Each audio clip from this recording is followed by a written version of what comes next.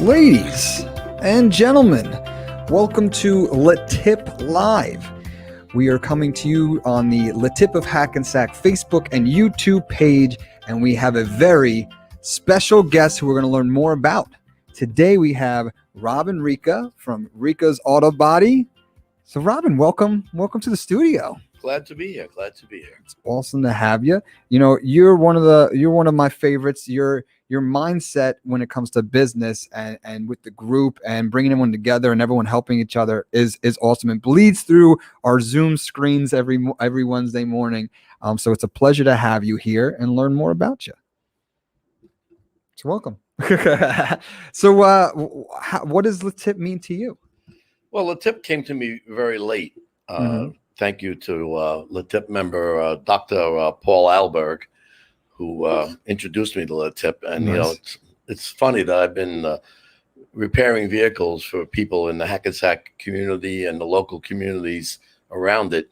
Since I left the military in 1968. I started working at some of the dealerships that some of the old timers might remember, like Jack Schlein Buick, Radnor Oldsmobile, Costco, AMC, Jeep. Back in those days, we're talking 68 through 1977 when we opened up Ricca Auto Body as a small family business. My father had retired after a wonderful career, 31 years in Bendix Corporation. And Dad was in there, had a great pension, all that. He retired in 75. I was working for the Ratner family at that time on Passaic Street. And Dad, I think my mother didn't want my father home a lot. You know, I think he was like invading her territory, retired now. And often that's the case, right? Yeah. I mean, and he was a busy guy. He had a lot of energy. He was very healthy. And I sent a job over to the building that we own now to get a vinyl top repaired when we had vinyl tops on cars. And the owner, who was a friend, John Siltelski, my employee that was working for me at the dealership, said, "Oh, I like that roll top desk you have there. I'm looking to buy one of those oak roll top desks." And John turned around to Steve and said, "Well, the desk is not for sale. It's a family loom, but the building's for sale." And that's how Ricca Auto Body started. I sent my father down there, John Ziltelski, and my father hit it off. And he made us an offer we couldn't refuse on the building. And we bought the place and started it with very little money, and we're drawing very little salaries. And we struggled in the beginning, as a lot of first-time business people do.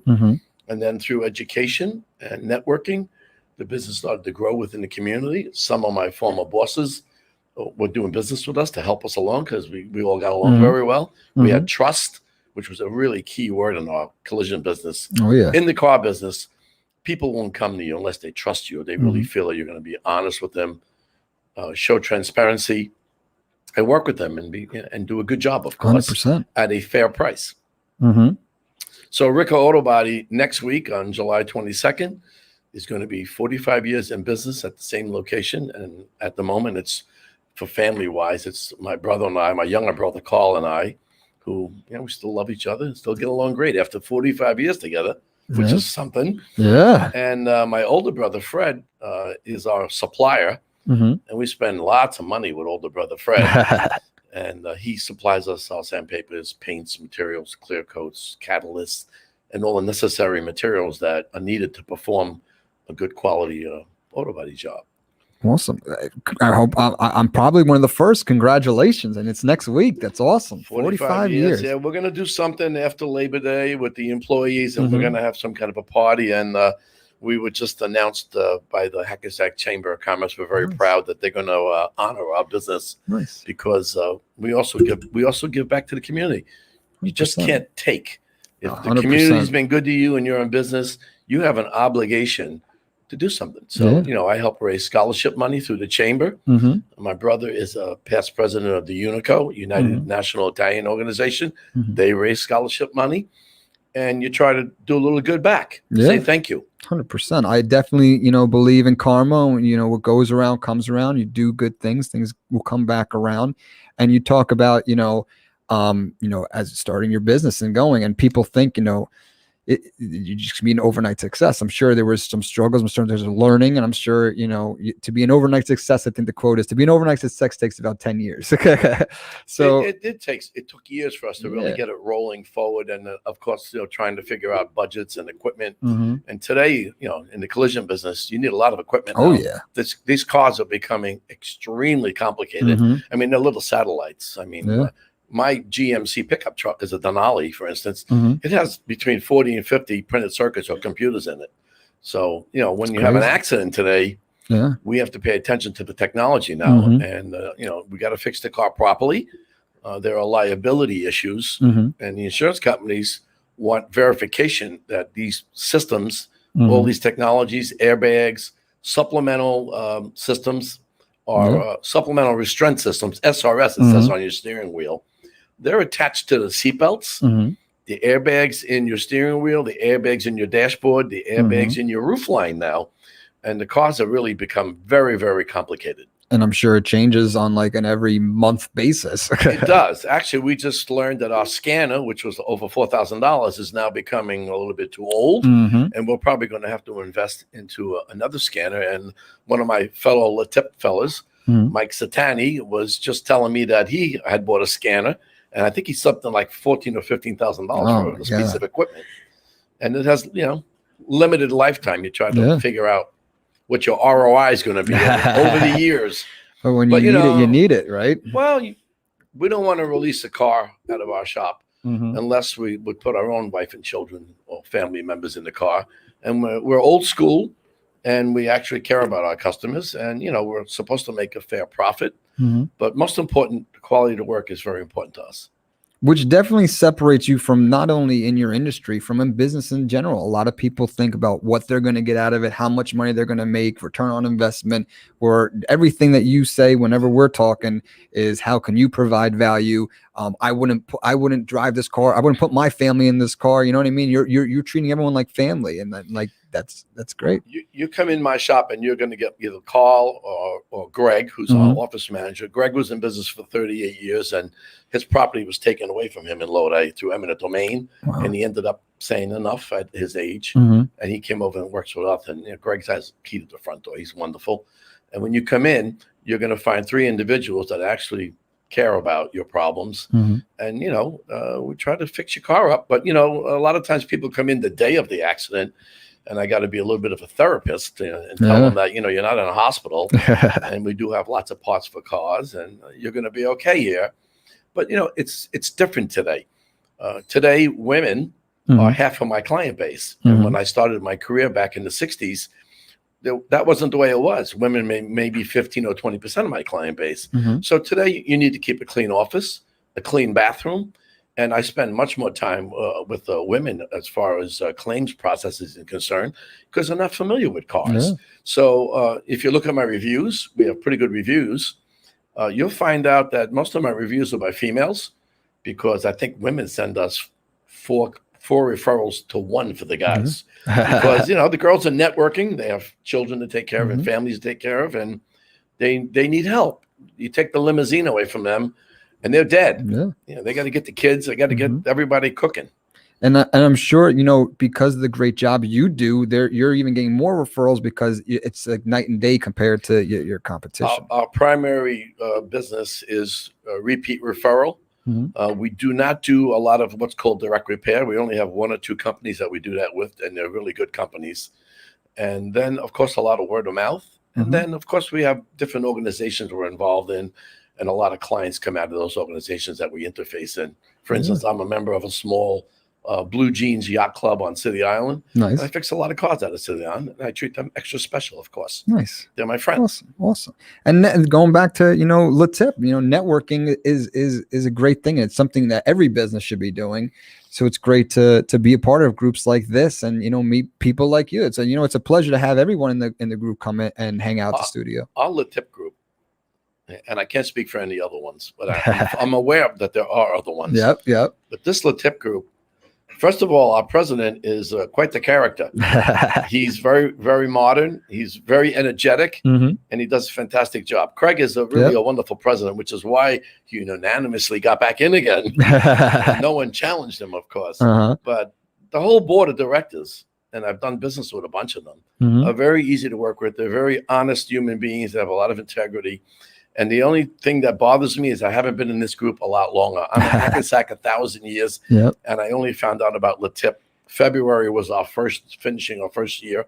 So I'm only in it a year and almost a half. And for the most part, the members are fantastic people. Yeah. I'm very impressed. You can't, and for the people who aren't in the group who are watching this, like there's nothing that beats, a team or a sales force that you're treating your business like theirs and helping you grow. And when you do the visitations, as the board members say, you got to do the visitations. Yeah. Like I just went to see Mike Contreras up in Upper Saddle River in his other office. And sure enough, Mike had a Cadillac in the garage that was completely redone. And that drummed up a conversation. And it turns out that car was restored at Venusti Auto Body, where my son and my nephew worked. So there's so much crossover. Yep. And that was a nice conversation. And then, of course, we did a visitation, and he taught me all about what he does for a living with the money mailers and his new adventure, which is specifically directed at restaurants and birthday parties and that type of thing. Awesome. So it's a really good group. Oh, absolutely. Fantastic group, in fact. Absolutely. We have our first question in the comment section here. It's from Brian, who's also in the group. Shout out to Brian, who may or not be in the studio as we speak. Out of the 45 years of service you provided, what is the nicest car that have rolled through your shop? Well, if you pass by the front of my building, you're going to see a 1972 red two-door Mercedes 350. And that sort of was redone at the shop. And that was my father's car. Nice. And that car was owned by a fellow named Willie Woods back in the day. Willie loaned his car to a young lady he was dating, and she got rear-ended by a garbage truck. And my father made him an offer he couldn't refuse and bought the car. Nice. And that car's been in the family for a long, long time. And the license plates have Dad's name on there, Fred. And we sort of keep Dad around. He's been gone for some years now, and in the car. And people see that car out front. It's really like become a logo of the shop. Awesome. So that's one of the cars. But we've done some high-end vehicles. We just fixed my car, my Porsche Panamera, which Dr. Paul Alberg used to own. So Dr. Paul, who's the dentist in the group, sold me his past wife's car. And Dr. Paul's a great guy. He's my dentist, and he's also my client. So there's that reciprocity going back and forth within the group where everybody works together. And also we refer other people to members of the group. I think we're pushing almost 70 now. Yeah, right? It's crazy. So the group is growing. Yeah, and it's great. And you're definitely like me. I'm sports minded. You were a coach, right? So I definitely feel like it's definitely like you're just like me. It's like a team. Like it's all of us. Like we're here together. Let's compete. Let's like you're either with us or against us. Yeah, 2 gets 4, and so on. Yep. Let's help each other out. Absolutely. So besides, you have some interesting stories too. You were telling me you actually were in, photography or my type of work at one point. What were you up to? Back in the middle to late 70s, I think I had to resign my position when the children were born in 80. But I ran an adult education course program at Richfield Park High School, where I went to high school I graduated in 1966. I'm getting to be an old guy, but I'm healthy.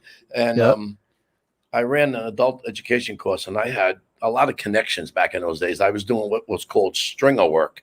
I would go out, for instance, when the Record, it was called The Record, and the Star Ledger would need people. I would go out on a Saturday if they didn't have enough photographers, and I would take some pictures of sporting events and all that. Nice. It led to me going into it deeper and deeper and deeper. What started off, like many times for people, as a hobby, became really a passion. And I got into black and white.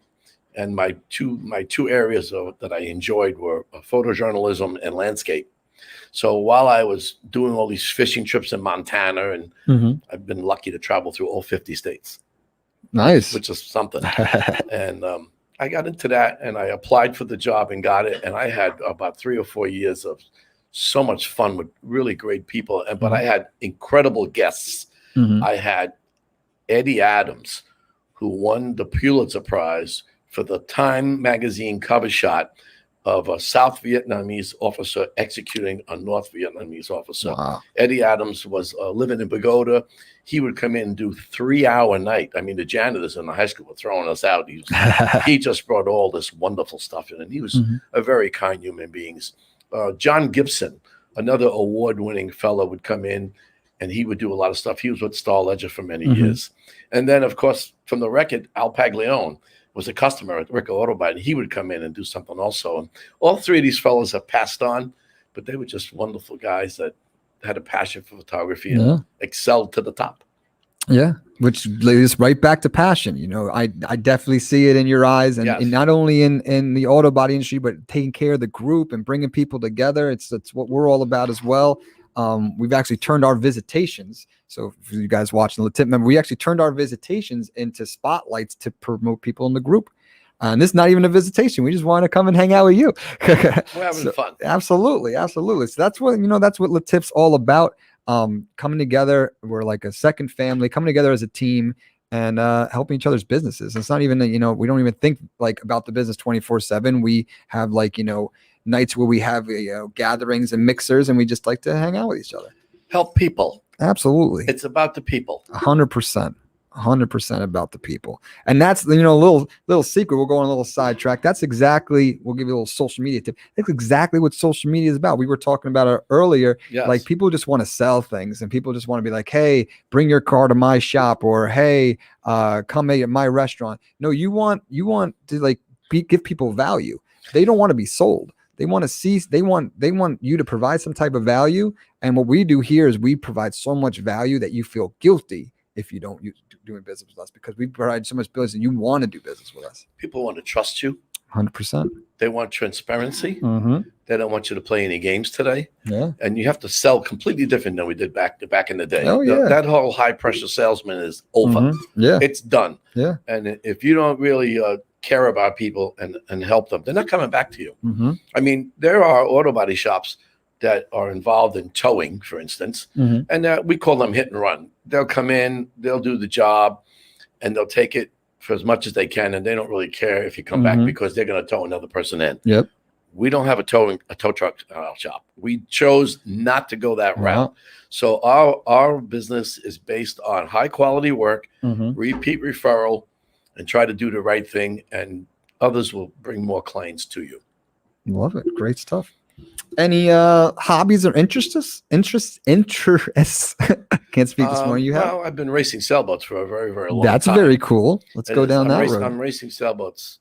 Nice. I started sailing when I was 12 years old. I take this little plywood sailfish, not sunfish. They were made out of plywood back in the day when I was 12. We're talking about, figure it out, more than 48. Talking about 1960, right? And I would put this sailfish on my father's deck of his boat. And then we'd go out and anchor out in Barnegat Bay somewhere. And then I would put the sailfish in the water, and they wouldn't see me for quite a while. I'd disappear for half a day and go sailing. Nice. But back in the day, these neighbors came in up on my block in Oakland, and they asked me if I was interested. I was just starting to have my own sailboats in 1980, 81. I started buying my first boats. I've had 12 boats. I've had 7 sailboats. Some are large, and I've had 5 power boats over the years. So you could say I'm a little bit involved in boating. Nice.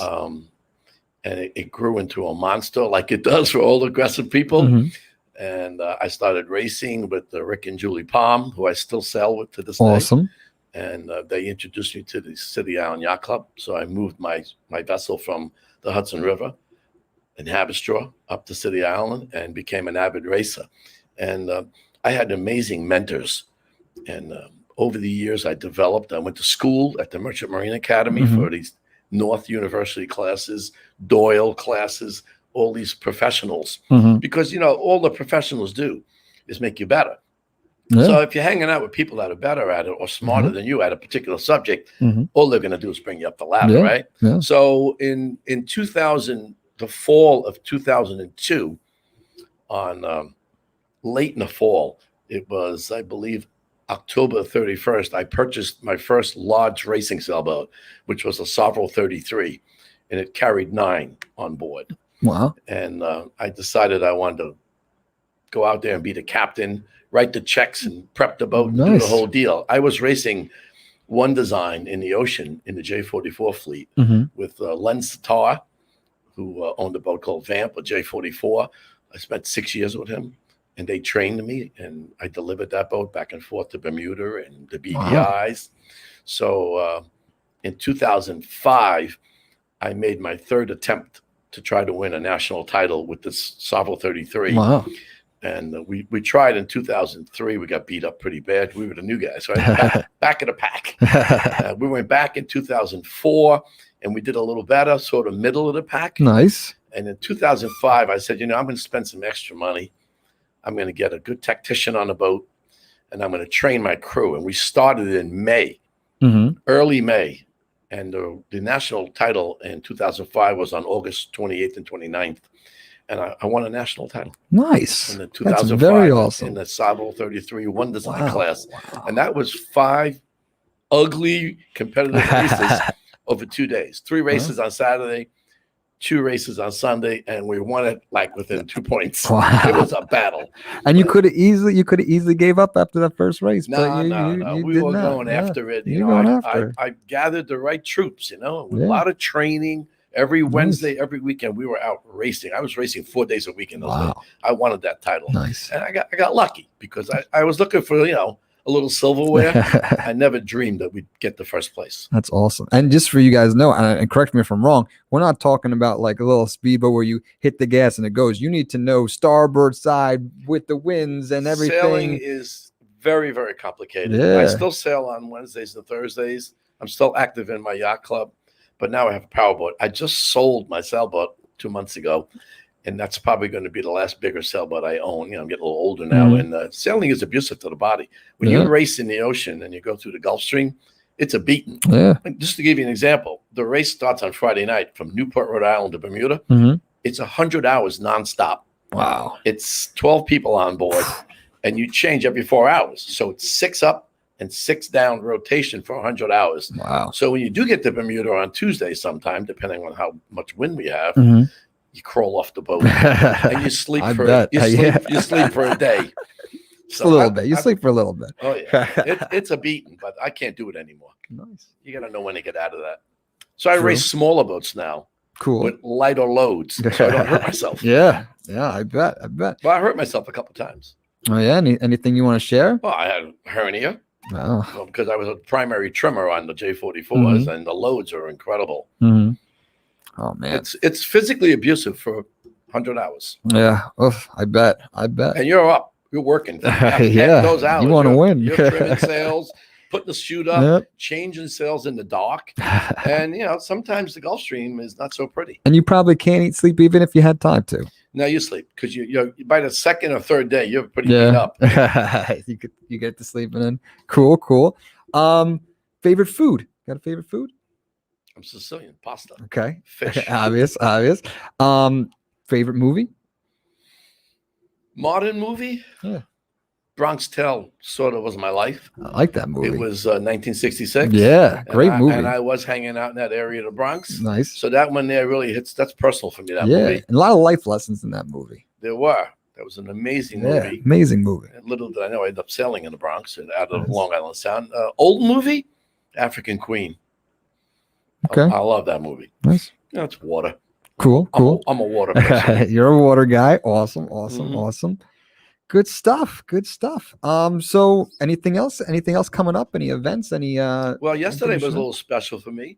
Yesterday was July 12th. And if you watched News 12 last night, they had a whole little section on the Newark race riots. And it was the 54th anniversary of the Newark race riots. Not too long ago, I did a live show on a show called Racing for Heroes. And one of the officers of my club is the color commentator and runs that show. And we talked about the race riots and how terrible they were. July 12th, 1967, my older brother and I were activated by the New Jersey National Guard in Teaneck. I had just come back from my federal duty. So they were actually a little scared to put me out on the street, 3 or 4 of us, because we had just come back from Fort Leonard, Missouri.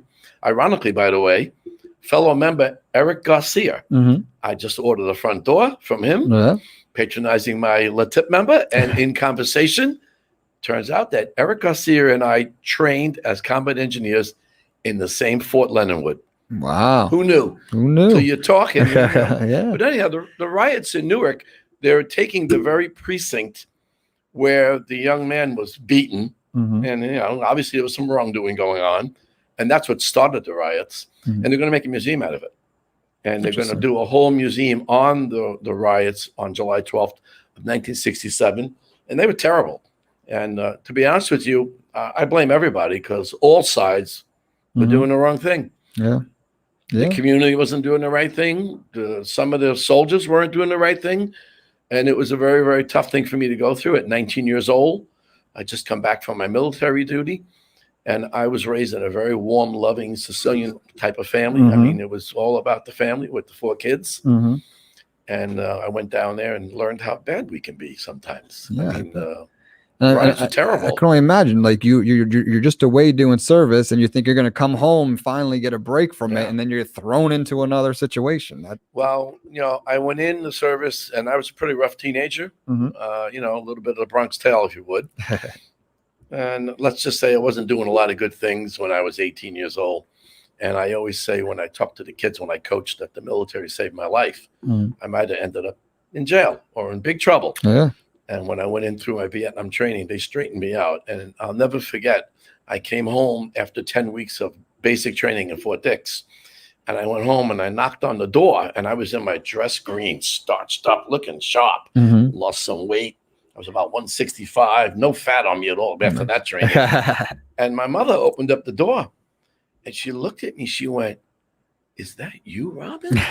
Because I was a changed human being. The service did wonderful things for me and helped me be a successful businessman. And I'm a big fan of boys and girls today, not just boys, girls too.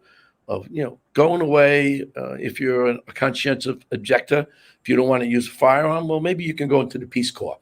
Or do like Israel does. They require you to go into the service and give your country some time. I think that would be a wonderful thing for children to learn a little bit more than just going out in the field. You know? Because it certainly paid big dividends for me.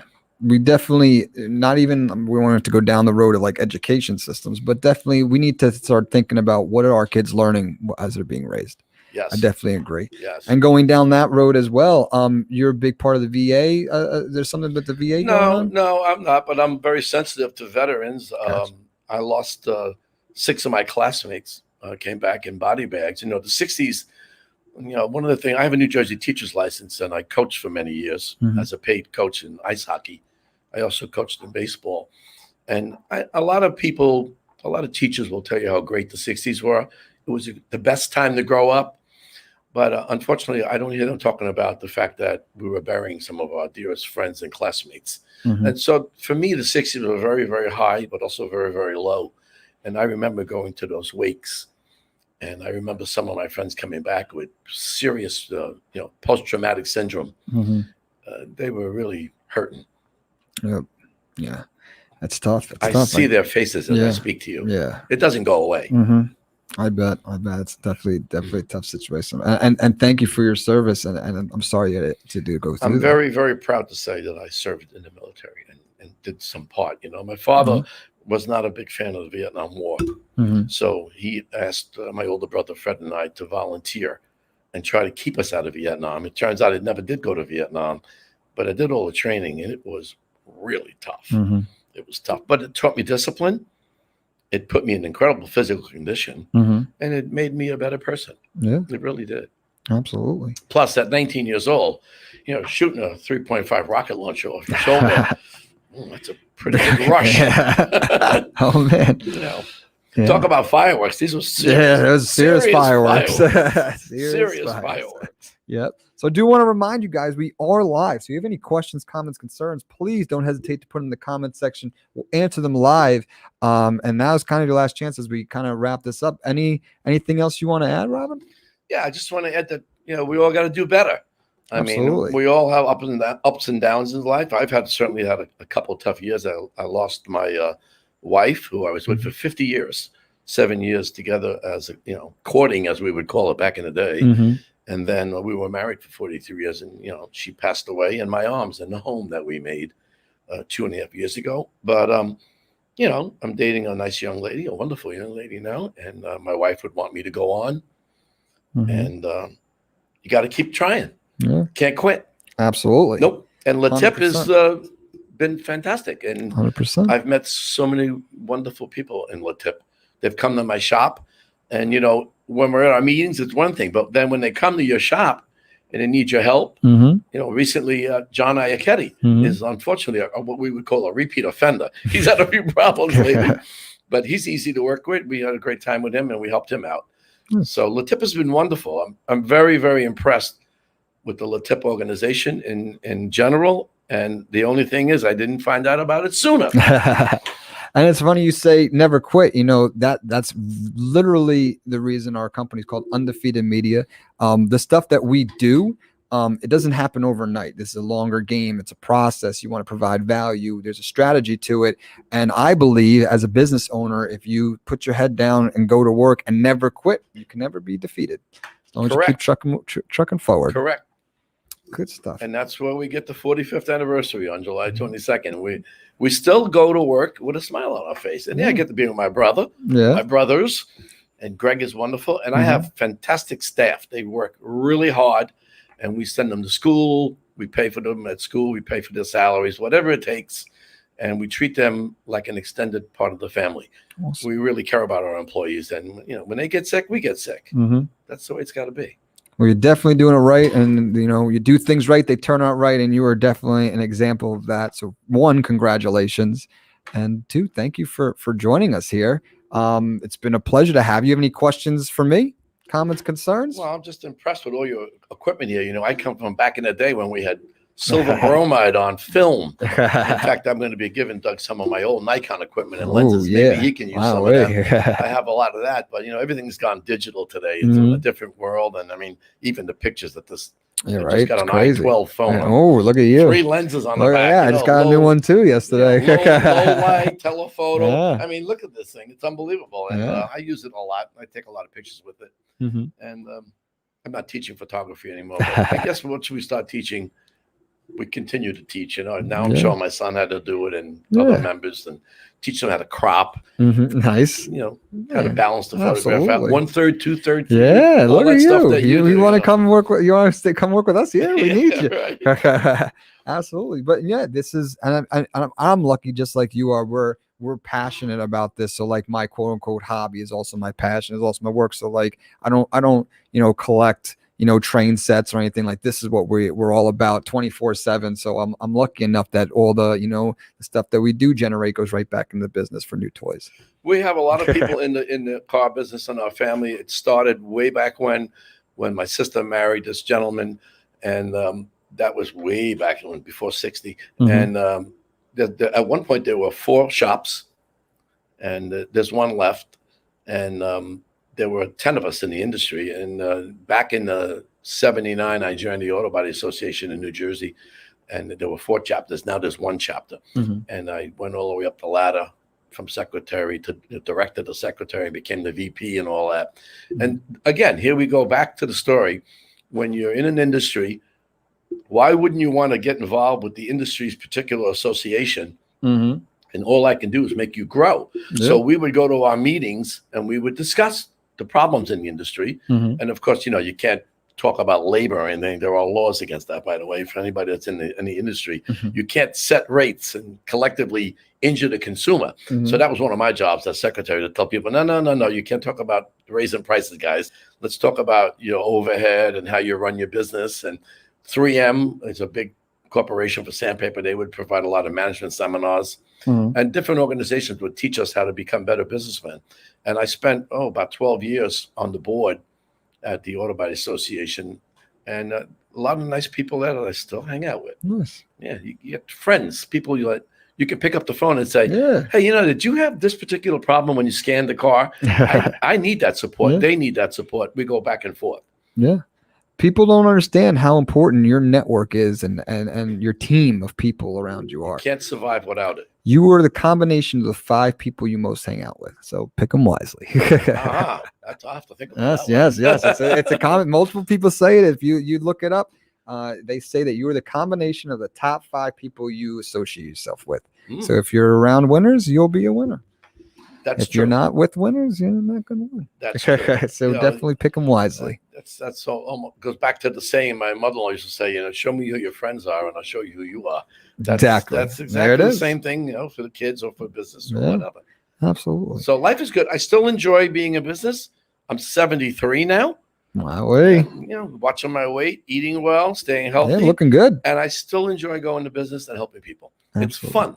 Yeah. Yeah. And it's do what good. you like to do. Yeah. And it feels good. Yeah. And when someone comes in and picks up their car, I love it when they say, because we have a thing. We have the cars hand car washed and vacuumed. Nice. So they come out a lot cleaner than they are. And I'll get that. My brother and I call out, and Greg will get, oh my God, my car hasn't looked this good since I bought it.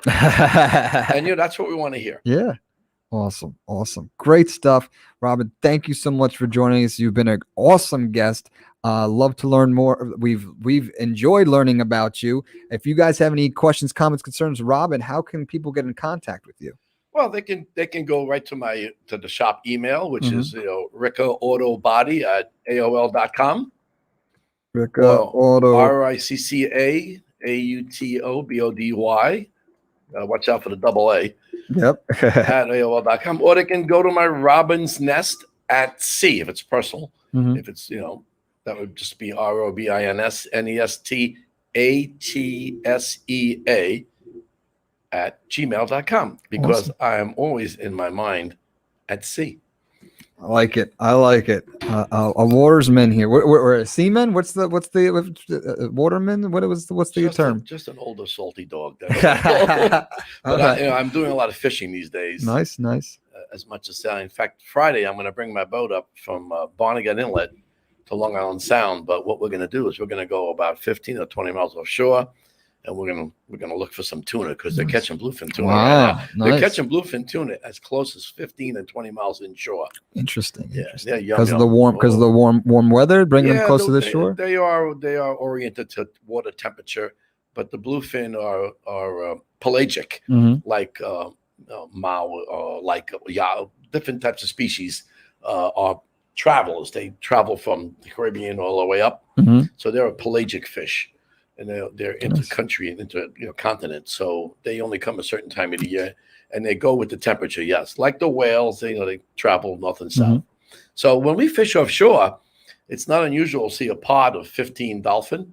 Nice. And we have pilot whales that literally come up right next to the boat.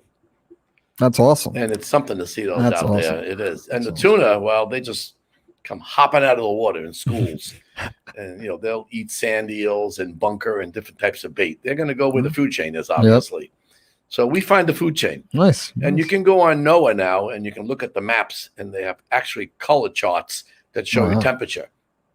Awesome. So we learned so much today. It gets complicated, but not so complicated if you're aggressive and you like education. Absolutely. We definitely got an education day, and more in just in the body shop world. We got fishing information. We learned a lot about the history. We did a nice little show here. Thank you, Robin. I am a lucky fella. I've had a great life and more to go. Nice. Love it.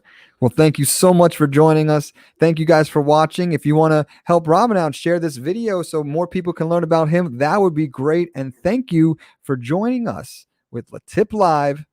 Got anything else to say? Anything else to share? My pleasure to be here. Awesome. Well, thank you, Robin. Thank you, everyone, for watching, and we'll catch you on the next LeTip Live.